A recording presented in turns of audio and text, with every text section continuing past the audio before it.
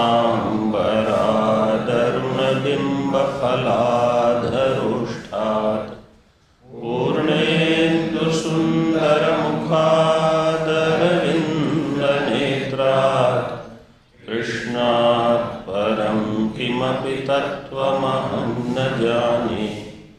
शङ्करं शङ्कराचार्यं केशवं बादरायणं सूत्रभाष्यकृतौ वन्दे भगवन्तौ पुनः पुनः। ईश्वरो गुरुरात्मेति मूर्तिभेदविभागिने व्योमवद्व्याप्तदेहाय दक्षिणामूर्तये नमः। ओम शांति शांति शांति।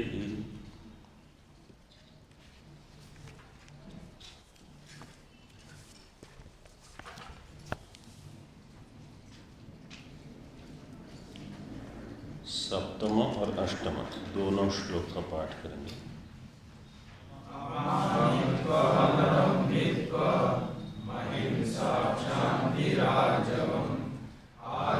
आचार्योपासनं शौचं स्थैर्यमात्मविनिग्रहः इंद्रियार्थेषु वैराग्यः मनोऽहंकार एव च जन्म मृत्युजरा व्याधि दुःखदोषानुदर्शनम्।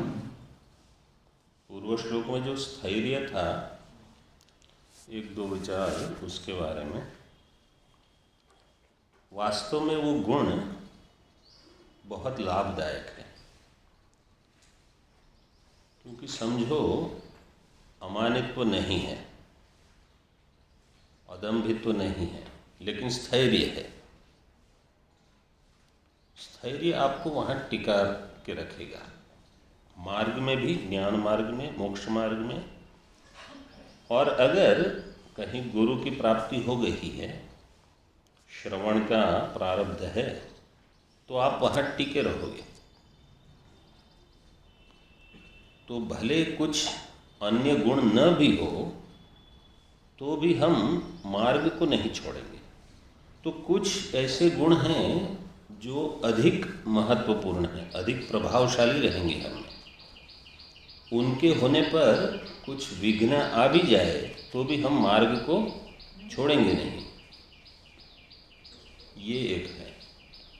स्थैर्य में एक दृष्टांत, प्रसिद्ध दृष्टांत जो है वो कछुआ और खरगोश। कछुए में स्थैर्य है, वो मार्ग लेकर, उसके पास इतनी गति नहीं है, लेकिन स्थिरता है। भले धीरे धीरे आप प्रयास करो, लेकिन मार्ग को नहीं छोड़ोगे। ये बहुत महत्वपूर्ण हो जाएगा। तो हम ये नहीं कहना चाहते हैं कि आप आगे बढ़ जाओगे, लेकिन आप ध्येय तक पहुंच जाओगे। तो हमारा मुख्य उद्देश्य तो यही। तो स्थैर्य से इसको भी थोड़ा वहाँ जोड़ सकते हैं। आत्मविनिग्रह इंद्रियार्थेषु वैराग्यम अनहंकार एव च। ये अनहंकार का अर्थ है अहंकार का अभाव। वेदांत ज्ञान के पश्चात भी ज्ञानी में अहंकार नहीं रहता, लेकिन वहाँ अहंकार का अर्थ हम क्या करते हैं? परिच्छिन्नत्व। परिच्छिन्नत्व बुद्धि नहीं रहेगी ज्ञान के बाद, इसलिए वो कहेगा अहम ब्रह्म अस्मि। साधारण जो अज्ञानी होगा उसकी बुद्धि में क्या है होगा? अहम मनुष्योस्मि, अहम पुरुषोस्मि, अहम कर्तास्मि, भोक्तास्मि। तो ये अहम जो है वो किसी न किसी परिच्छिन्न वस्तु के साथ जुड़ा हुआ है। ठीक है? तो अहम जो भी आप वहाँ विशेषण जोड़ो, वास्तव में वो क्या हो गया? उसका अर्थ अहम परिच्छिन्नोस्मि। जो भी अमुक आपको वहाँ लगाना हो, तो वहाँ ज्ञान के बाद हो जाएगा अहम ब्रह्मास्मि।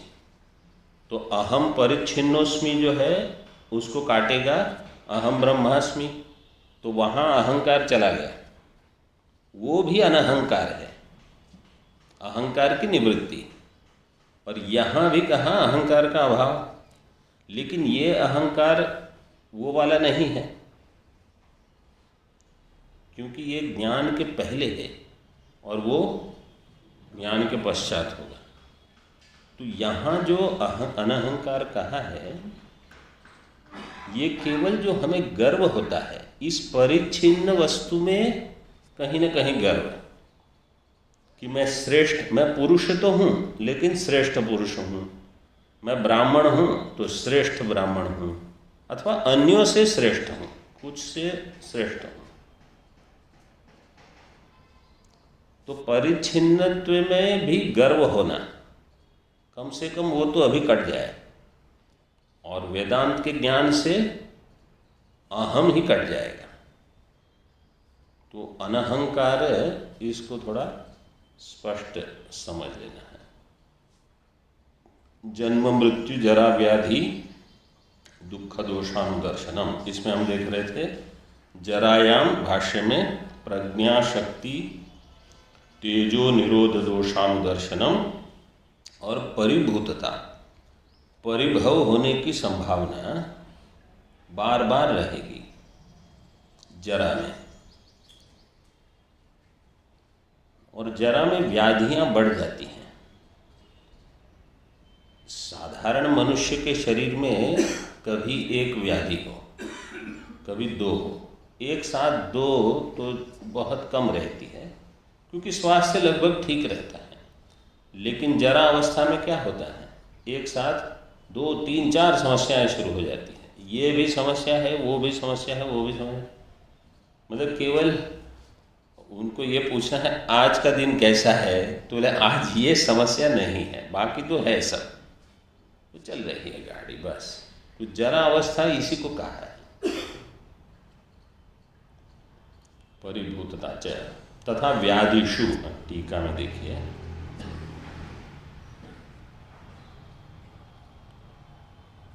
तथा प्रतीक के बाद व्याधिषु दोषस्य, उसके पहले देख लीजिए, जन्मनि मृत्यो च दोषानुसंधानवत् ज्वरादिषु अपि दोषानुसंधानम कर्तव्य। ज्वर आदि में भी, रोगों में भी दोष देखने हैं, वो दिखते ही हैं, लेकिन जब ज्वरा हो अथवा कोई रोग हो, इसके बाद हम दोष देखें, उसके पहले से ही किसी अन्य में जब ज्वरा है उसको देखकर हम समझ लेते हैं कि ये सब रोग हमको भी हो सकते हैं। और जितने जब ये रोग होंगे तब ब्रह्मनिष्ठ होकर रहना वो इतना सरल नहीं है। इसलिए जब रोग नहीं है तब आप ब्रह्मनिष्ठ हो जाओ, कि जिस शरीर में रोग होगा वह शरीर ही मैं नहीं। तो अगर पहले ज्ञान हो गया जरा आने के पहले, तब सब ठीक रहेगा, नहीं तो कठिन हो जाता है।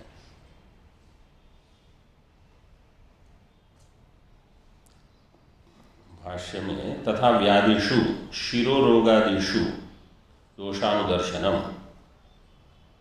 शिरोरोग सबसे सरल बता दिया। सिर दर्द तो लगभग यहाँ वहाँ जुकाम ज्वरा ये सब होते रहते हैं, इन सब में ही दोष देखना। तो कुछ खाओ तो ये समस्या, कुछ नहीं खाओ तो बहुत भूख लगेगी, क्या करोगे? ये आरंभ में तो नहीं समझता, जैसे कल बता रहे थे कि उस समय तो क्या है, जितना भोजन है सब पच जाता है, बाद में सब समस्याएं शुरू होती हैं।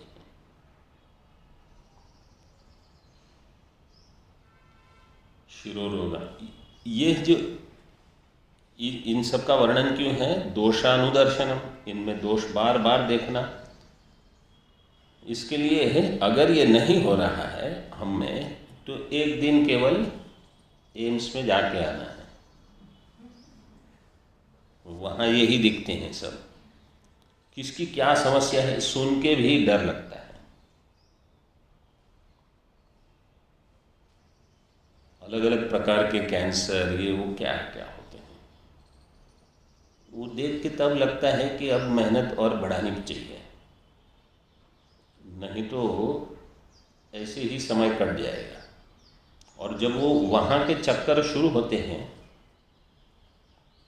तो उसका अंत दिखेगा नहीं।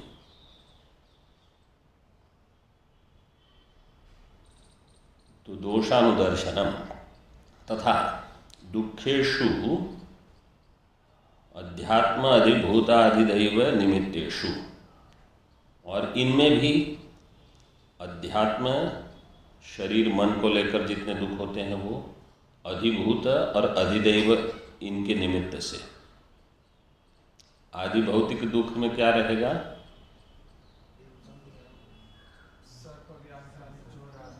हाँ, अन्य व्यक्ति आदि प्राणी पशु इत्यादि से जो दुख होते हैं ये भौतिक हैं, पंचमहाभूत से जन्य। और जो देवता से, देवता प्रकोप कहो या जो भी, अतिवृष्टि अनावृष्टि। अब देखिए ये युद्ध होते हैं कहीं, लेकिन उसका असर पूरे विश्व पर होगा, अभी नहीं तो 2 महीने में दिखेगा, असर सभी जगह होगा। ये भी एक परिताप है। तो सभी में दोष देखते रहना, दोष देखने का अर्थ ये नहीं है कि जहाँ दोष न हो वहाँ हम दोष देख रहे हैं। कोई कहेगा क्या नकारात्मक जीवन है, सभी जगह केवल दोष ही देखते हैं ये लोग, ऐसा नहीं। जहाँ दोष है वो हम इसलिए नहीं देख सकते हैं क्योंकि कहीं हमारा राग बढ़ गया है, अथवा कहीं भोग बुद्धि है, कहीं शोभन बुद्धि हो गई, उसको काटने के लिए दोष को देखना है। नहीं तो भगवान ऐसे क्यों कहते हैं? अब अथवा करके अर्थ अलग प्रकार से देते हैं। व्याख्यानांतरम आह, अथवा, अच्छा ये शरीर जो है ये जैसे हम कल शायद बताया था, ये एक कैद खाना है। समझो आपको 25 साल की सज़ा दी हो, ठीक है, अब वहाँ पिटाई हो रही है, और अगर कोई कहे कि नहीं आज तो बुखार है, तो वो क्या करेंगे? अच्छा ठीक है जाओ छोड़ दो, कोई छोड़ेगा? ये शरीर ऐसा है, इसमें 80 साल की, समझो 80-85 जितने साल आपको रहना है, आपको बांध के रखा है। अब चाहे कितनी भी व्याधि हो, कितनी समस्या हो, आपको इसी में रहना है। और बीच में कुछ कुछ सुख आते रहेगा, तो इसके कारण हम अत्यंत दुखी होकर शरीर त्याग नहीं करेंगे, बस बीच में थोड़ा थोड़ा सुख मिलता रहेगा। ऐसी परिस्थिति है। किसी एक सज्जन को हम मिले थे, उनको 3 कैंसर थे अलग अलग। ये डॉक्टर के पास जाओ, वो डॉक्टर के पास जाओ, ये रिपोर्ट वो रिपोर्ट, इसी के चक्कर में बहुत भयंकर था। देखिए भाष्य में, अथवा दुखान्येव दोषो दुख दोषस् तस्य जन्मादिषु पूर्ववत् अनुदर्शनम। दुखान्येव दोष, दुख है यही दोष है, दुख दोषस् तस्य जन्मादिषु पूर्ववत् अनुदर्शनम। कैसे? दुखम जन्म, दुखम मृत्यु, दुखम जरा, दुखम व्याधयः। प्रत्येक चीज दुख है। पहले जो अर्थ किया उसमें क्या भेद और इसमें क्या भेद है दोनों में?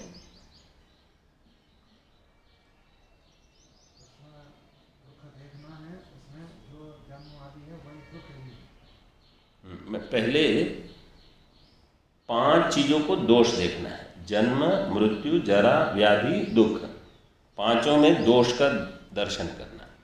अब क्या कहते हैं? जन्म ही दुख है, मृत्यु जरा व्याधि ये सारे दुख हैं। और ये दुख ही दोष है, दुखानि एव दोष।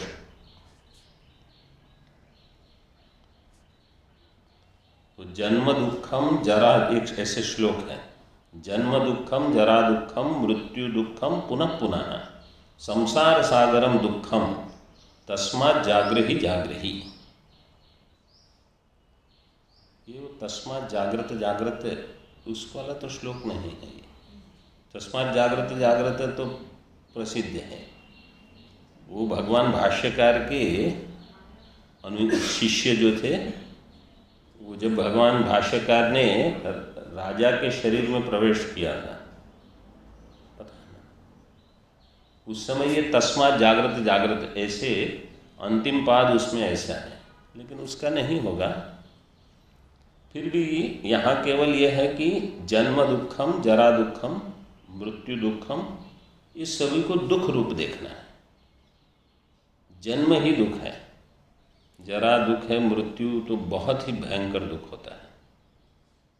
कितने 1000 बिच्छू काटते हैं, ऐसा दुख। दुखानि एव दोषो दुख दोष तस्य जन्मादिषु पूर्ववद अनुदर्शनम दुखम जन्म इत्यादि।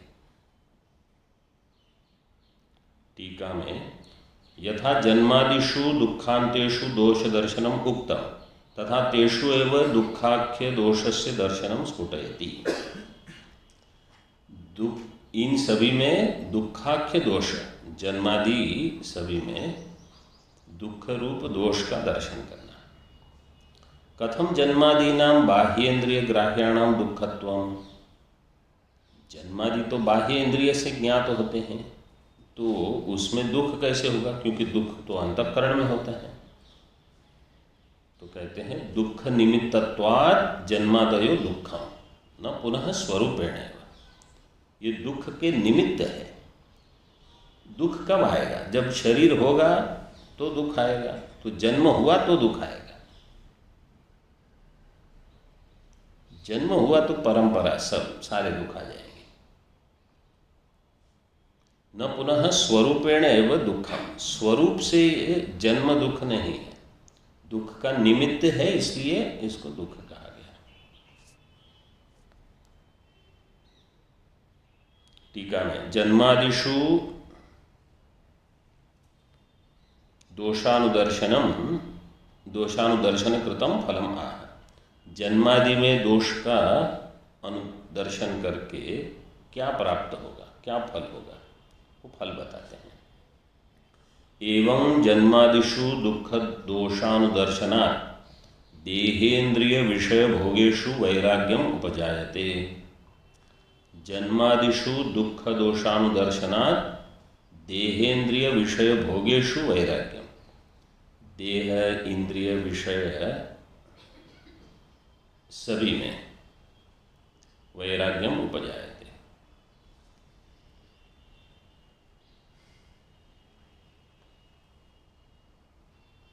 पूर्व में कहा था इंद्रियार्थेषु वैराग्यम, मतलब विषयों में वैराग्य। अब क्या कहते हैं, देह इंद्रिय इन सब में भी वैराग्य। एक सीढ़ी ऊपर चढ़ जाएंगे। पहले केवल बाह्य पदार्थ से वैराग्य होता है, फिर हमारे अपने जिसको 5 कोश हम मानते हैं उसमें भी वैराग्य, वैराग्यम उपजायते। टीका में वैराग्य सत्याम, वैराग्य सति आत्मदृष्ट्यर्थम करणानां तदाभिमुख्येन प्रवृत्तिरिति वैराग्य फलम आह। वैराग्य सति, वैराग्य होने पर आत्मदृष्ट्यर्थम करणानां तद आभिमुख्येन प्रवृत्ति ही, आत्मदृष्टि के लिए करणानां तद आभिमुख्येन प्रवृत्ति।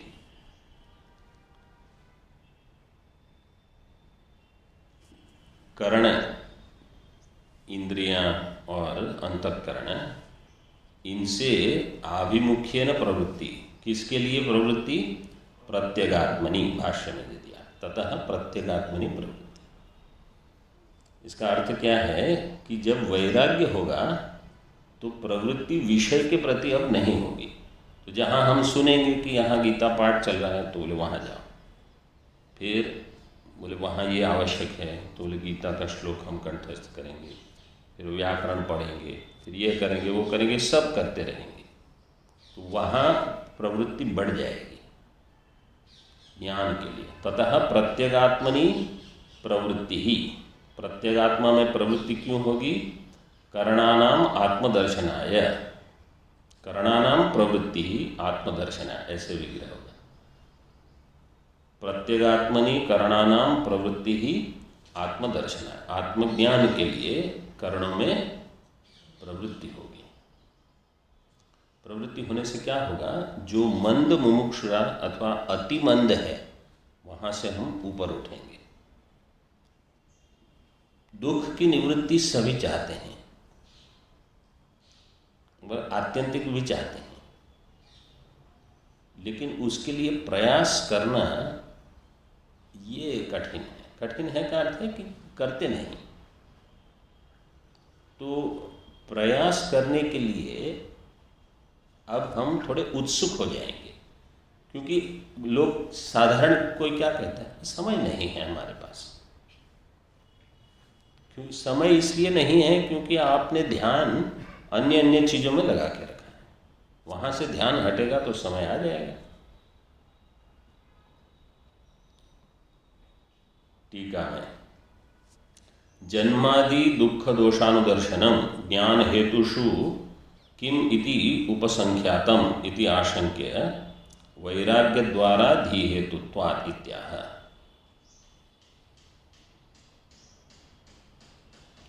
इसका अर्थ बताइए, क्या ये टीका की पंक्ति जन्मादि दुख दोषानुदर्शनम ज्ञान हेतुषु किम इति उपसंख्यातम,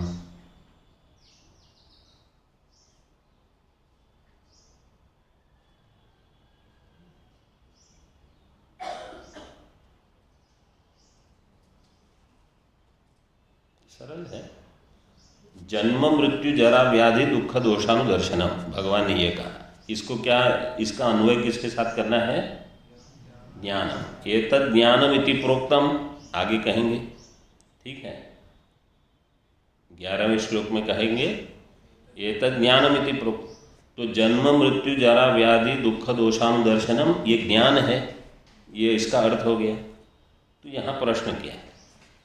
जन्मादि में दुखों का अथवा दोष का अनुदर्शन करना ये ज्ञान का हेतु कैसे होगा?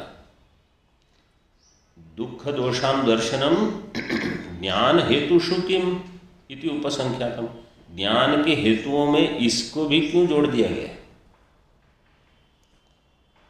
इति आशंक्य, ये शंका कोई अगर करेगा वैराग्य द्वारा धी हेतुत्वात्, तो क्या होगा?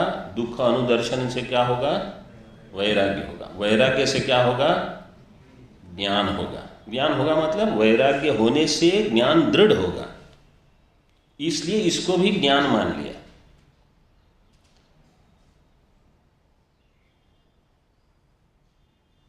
जन्म मृत्यु जरा व्याधि में दोष देखना ये आपको परंपरा से ज्ञान निष्ठ बना सकता है, इसलिए इसको ज्ञान कह दिया। भाष्य में देखें, एवं ज्ञान हेतुत्वात् ज्ञानम उच्यते जन्मादि दुख दोषानुदर्शन, क्योंकि एक ज्ञान का हेतु है। ज्ञान का हेतु है, ज्ञान निष्ठ बनने में ज्ञान में भी हेतु है, क्योंकि जब हम अध्ययन करते हैं, श्रवण करते हैं, तो जितना वैराग्य शरीर इंद्रिय मन के प्रति है उतने हम एकाग्र होकर श्रवण करेंगे। समस्या किसको नहीं होती? सभी को होती है, आदि दैविक आदि भौतिक आध्यात्मिक तो सबको रहेगी। फिर भी कुछ श्रवण काल में उन समस्याओं को बाहर रखकर कि अभी नहीं, आप बाद में आओ, समस्याओं को हम कह सकते हैं, ये बल इससे मिल जाएगा। क्योंकि बार बार अगर समस्याओं को ही ध्यान देते रहेंगे तो श्रवण कब करेंगे? कभी कभी ऐसा होता है, कोई महात्मा है समझो, आज क्यों पाठ में नहीं आए? आज पेट में ठीक नहीं, ठीक है। 2 दिन बाद आज पाठ में क्यों? आज सिर में दर्द है। 2 दिन बाद तो ऐसे तो कहाँ आपका अध्ययन होगा? वो चाहे जो हो, आपको अपनी पूरी दिनचर्या है वो सुधारनी पड़ेगी। भोजन कम करो, थोड़ा युक्ताहार विहारस्य युक्त चेष्टस्य कर्मसु, आगे हाँ, वहाँ योग का अर्थ है ज्ञान। वहाँ युक्त आहार में भाष्यकार ने जो लिखा है, शायद स्मरण होगा, कितना भोजन करना उसमें। हाँ, पेट का आधा हिस्सा मतलब जो स्थूल है उससे भरना, चौथा हिस्सा जल से और चौथा हिस्सा वायु के लिए छोड़ देना। मतलब वायु से भरना नहीं है, छोड़ दो उतना। साधारणतः देखिए, हम जब हम भोजन करते हैं, मतलब चारों 4 हिस्से भर लेते हैं और फिर हम सोचते हैं चला थोड़ा जल भी भर लेते हैं। वो कहते हैं इसको कहा जाएगा युक्त आहार, और युक्त विहार भी चाहिए। इतना परिश्रम जो शरीर में स्फूर्ति रखे, लेकिन इतना परिश्रम नहीं कि श्रवण आरंभ हो कि नींद आ जाए। यह है युक्त आहार विहार। युक्त चेष्टस्य कर्मसु, इतना कर्म आवश्यक है कि आपकी बुद्धि को थोड़ी ताजगी मिल जाए, थक न जाए वो, क्योंकि अध्ययन करने से थकान भी होती है। और युक्त स्वप्न अवबोध है, योग्य मात्रा में सुषुप्ति भी चाहिए और योग्य मात्रा में जागृत भी। पूरे दिन सोते रहोगे तो पाठ में बैठोगे तो कुछ मन ही नहीं लगेगा, क्योंकि तमोगुण भरा हुआ है। और बहुत जागते रहे और पाठ में ही सो जाओगे। भगवान के तो हर एक शब्द का महत्व है। तो सभी चीज जो ध्यान में रखता है, और अगर उनको ध्यान साधना भी करनी है तो और भी सतर्क है।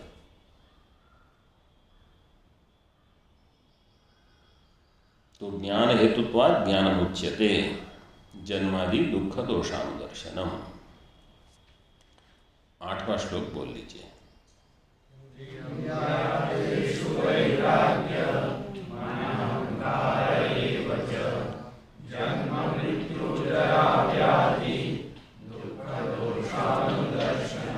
ज्ञानस्यांतरंगम एव हेत्वंतरम आह। ज्ञान के लिए अंतरंग हेत्वंतरम, अन्य हेतु हेत्वंतरम, अन्य हेतु बताते हैं। किंच असक्तिरनभिष्वंगः पुत्रदार गृहादिषु नित्यं च समचित्तत्व मिष्टानिष्टोपपत्तिषु।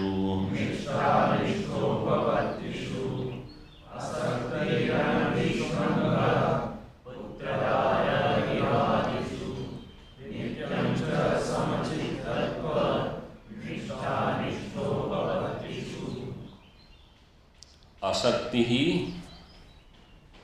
पुत्रदार गृहादिषु अनभिष्वंगः इष्टानिष्ट उपपत्तिषु नित्यं च समचित्तत्वम्। 3 इसमें, पूर्व श्लोक में भी 3 थे और प्रथम श्लोक में 9, तो 12 हो चुके और ये 3 15। असक्ति ही, असक्ति ही, शक्ति में धातु क्या होगी? संज, संज्ञ, संज संज्ञ, स्त्रियां 3 करके शक्ति बनेगा। संज के नकार का लोप कैसे होगा? जो अशुद्धि है पाठ में, समचित्तत्व।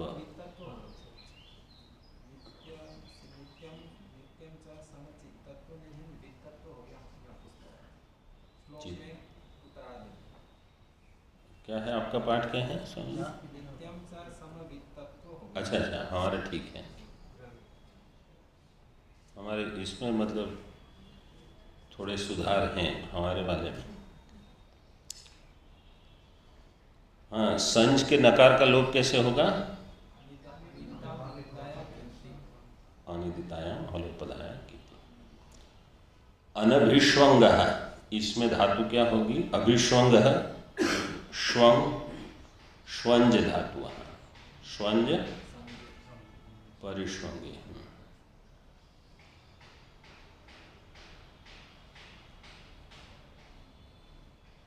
इसमें एक विशेष सूत्र है, उपसर्गात सुनोति, सुनोति सुवति स्यति स्तौति स्तोभति स्था स्थेन सेद सिंच संज स्वंज। ये जो अंतिम वाला है स्वंज, उसकी धातु है, तो सकार का मूर्धन्य शकार हो जाएगा। अभिष्वंग पुत्रदार गृहादिषु। देखिए यहाँ पुत्रदार गृहादिषु, इसलिए उपदेश किसके लिए है? सभी के लिए है।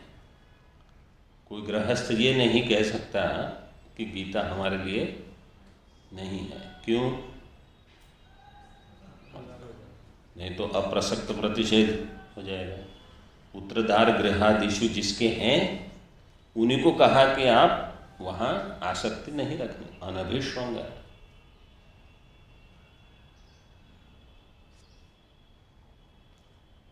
सन्यासियों के लिए तो है ही, उसकी आवश्यकता नहीं है, लेकिन वहाँ देखें कि भाष्य में भगवान ले लेते हैं उनको। ठीक है, टीका में देखिए, भाष्य में देखिए पहले। असक्ति ही शक्ति ही संग निमित्तेषु विषयेषु प्रीति मात्रम तद अभावो असक्ति ही। दंत्य सकार है यहाँ, और शक्ति ही, शक्ति नहीं, असक्ति ही। संग निमित्तेषु विषयेषु, संग के निमित्त वाले जो विषय हैं उसमें प्रीति मात्र जो है उसको कहा जाएगा शक्ति ही, उसका अभाव असक्ति। मतलब उसमें प्रीति होती है, कोई भी विषय हो वो न हो। आगे टीका में देखिए, ननु असक्तिरेव अभिष्वंग, अभिष्वंग अभाव तथा च पुनरुक्ति रीत्याशंक्या अभिष्वंगो अभिष्वंगोक्ति द्वारा निरस्यति। असक्ति ही अभिष्वंग है, असक्तिरेव अभिष्वंग अभाव, असक्ति अभिष्वंग का अभाव मतलब अनभिष्वंग है।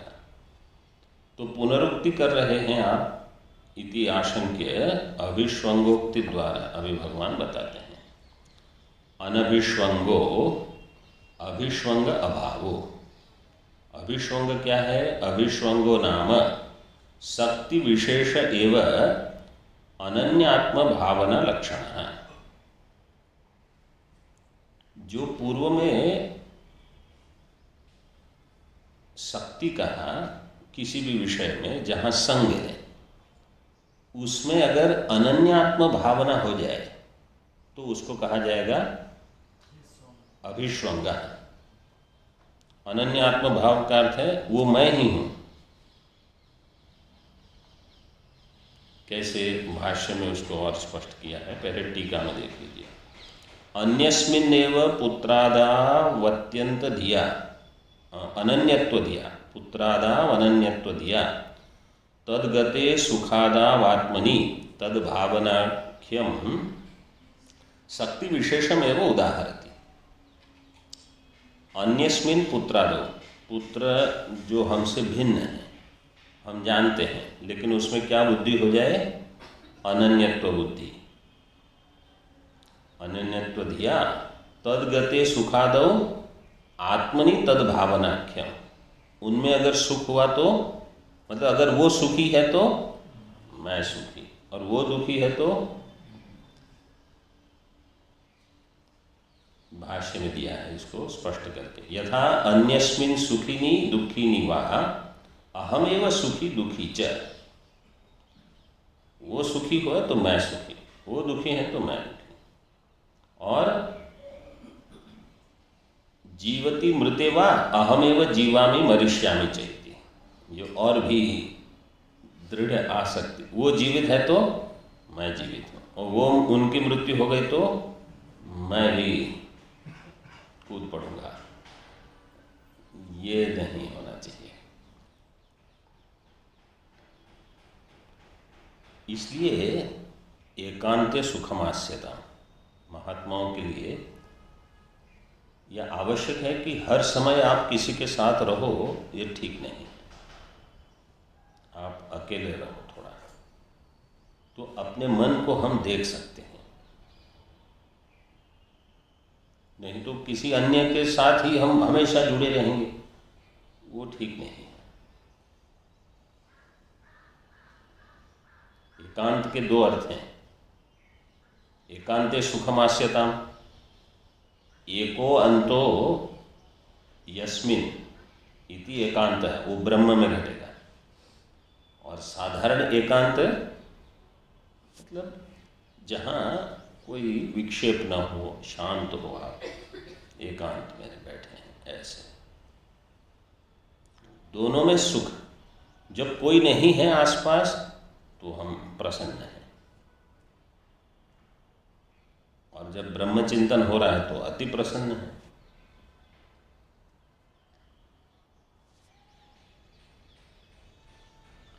जीवामि मरिष्यामि च इति, टीका में उक्त विशेषयोर आकांक्षा द्वारा विषय आह। उक्त विशेषयो हो, ये जो विशेष बताए, किस विषय में आकांक्षा करके, आकांक्षा द्वारा विषयम आह क्व इत्याह। अन्यस्मिन् सुखिनी दुखिनी अहमेव सुखी दुखी, जीविते मृते वा अहमेव जीवामि मरिष्यामि। तो ये कहाँ देखा जाता है? पुत्रदार गृहादिषु। पुत्रदार गृहादिषु में समास विग्रह कैसे करेंगे? पुत्रश्च, अगर एक वचन है पुल्लिंग, पुत्रश्च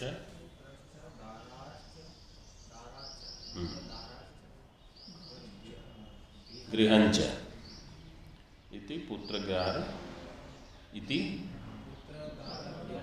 पुत्रदार गृहाणि तेषु पुत्रदार गृहादिषु।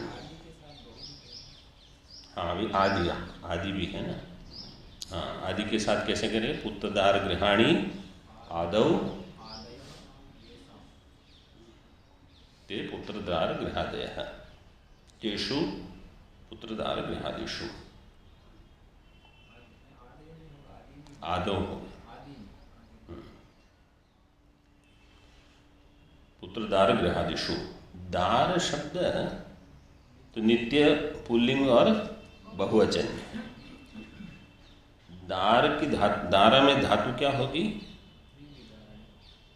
उसका अर्थ क्या होता है? किसका विदारण करती है वो?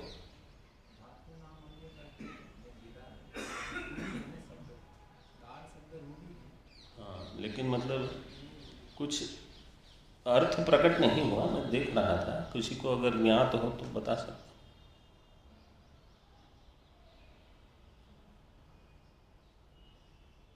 ठीक है, जो मतलब कुछ अर्थ होगा वहाँ, इसलिए विशेष शब्द। ठीक है, टीका में भाष्य में देखिए आगे। पुत्रेषु दारेषु गृहेषु आदि ग्रहणात् अन्येषु अपि अत्यंत इष्टेषु दास वर्गादिषु। पुत्र दार गृह और जो अत्यंत इष्ट है, दास वर्ग इत्यादि। मतलब इसमें समस्या क्या है? समझो कोई आपत्ति उठाएगा, क्या पुत्रदार गृह हो तो हम श्रवण नहीं कर सकते? तो श्रवण कर सकते हो। आपको समझ में नहीं आएगा क्या? समझ में भी आ जाएगा। आप व्याकरण सूत्र कंठस्थ कर सकते हो, आप तर्क पढ़ सकते हो और श्रवण भी कर सकते हो। तो पुत्रदार गृहादिषु में आपत्ति क्या है? उसके प्रति अनभिष्वंग क्यों चाहिए? तो समस्या ये क्यों ऐसा कहा जाता है? वेदांत का जो प्रारंभ होता है अध्ययन का, जब हम कहते हैं आत्मानात्म विवेक, आत्मानात्म विवेक में अनात्मा से हम क्या लेते हैं? पंचकोश। जहाँ विवेक की प्रक्रिया बताते हैं पंचकोश विवेक बताएंगे अथवा अवस्थात्रय विवेक बताएंगे। नहीं, ठीक है, पंचकोश विवेक अथवा अवस्थात्रय विवेक बताते हैं। अगर पुत्र में ये बुद्धि हो गई, अन्यस्मिन् सुखिनी दुखिनी वा अहम सुखी दुखी, तो उनके 5 कोश और आपके 5 कोश। तो पहले केवल 5 कोश में अगर सुख होता था तो मैं सुखी होता था, और 5 कोश में दुख होता था तो दुखी होता। तो केवल 5 कोश का विवेक करके आप आत्मा तक पहुंच जाते थे। अब आपको 10 कोशों का विवेक करना होगा। तो अगर एक पत्नी और 2 पुत्र, पुत्र पुत्री जो भी, तो आपको 20 कोशों का विवेक करना होगा। मतलब 20 कोश में कहीं ना कहीं तो दुख, रोज आज वहाँ कहीं वहाँ कहीं वहाँ, समस्या तो होगी। तो दिन भर आपको यही समस्या होगी। तो जितने बाह्य कोश आप हटा सकते हो उनको पहले हटा दो, फिर वेदांत अध्ययन करो, ये कहने का प्रयोजन है। तो आपको केवल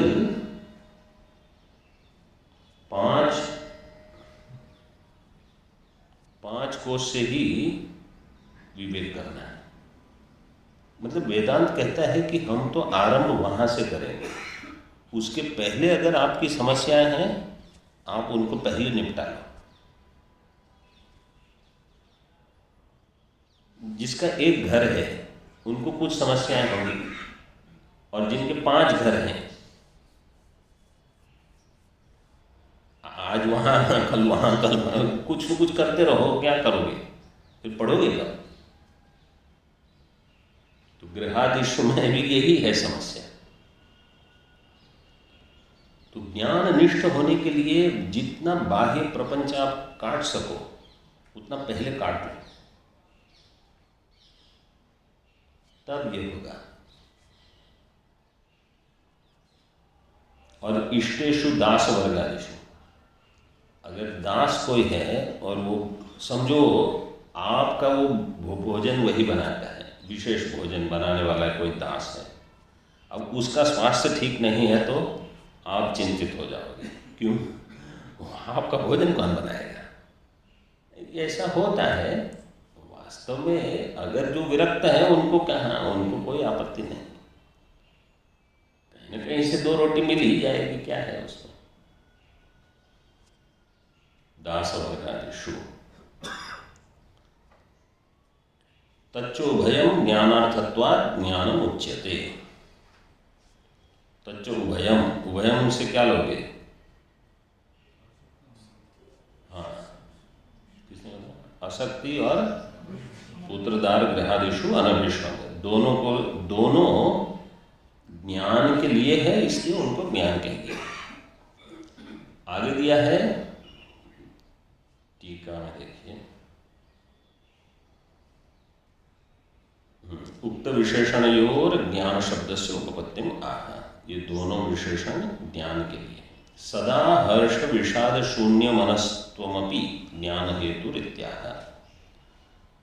हर्ष विषाद शून्य मनस्त्वम, लेकिन कभी सदा, कभी कभी नहीं, सदा सर्वदा। हर्ष विषाद शून्य मन कब होगा? तो बिल्कुल कोई न हर्ष हो न विषाद हो, पूरी तरह समझो नहीं भी है, लेकिन जीवन में बाह्य परिस्थितियों से, बाह्य निमित्त से अगर मन विचलित होता है, उसको जितना हम कम कर सकते हैं, उन पर तन निरपेक्ष मन की स्थिति हो जाए। बाह्य परिस्थिति निरपेक्ष मन स्थिति, तो समझो आप पाठ में आ रहे हो, किसी ने कुछ कहा आपको, अगर बाह्य निमित्त निरपेक्ष मनस्थिति नहीं है तो पूरे पाठ में आप केवल एक चिंतन करोगे, उन्होंने ये कहा, वो ऐसे हैं, वो वैसे हैं, उनको मैं ये कहूँगा, पाठ पूरा होने दो बस। आप ये नहीं सोचोगे कि पाठ में क्या चल रहा है। और जो जिनकी मनस्थिति तन निरपेक्ष हो सकती है वो उसको वहीं छोड़ देगा, उस विचार को। शांति मंत्र इसीलिए है। शांति पाठ जैसे ही होता है आप दुनिया को छोड़ दो, केवल अध्ययन के लिए हम बैठे हैं यहाँ। पहले क्या हुआ था अथवा बाद में क्या होगा, अब कुछ न कुछ तो होगा ही, उसको लेकर अगर हम श्रवण कर रहे हैं तो क्या श्रवण होगा, वो सब छोड़ के बैठो।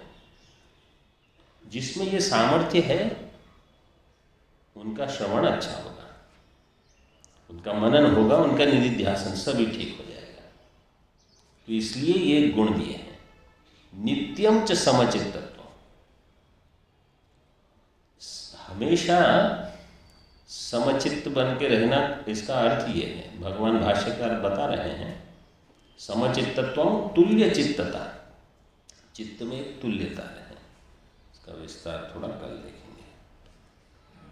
ओम पूर्णमदः पूर्णमिदं पूर्णात् पूर्णमुदच्यते पूर्णस्य पूर्णमादाय पूर्णमेवावशिष्यते।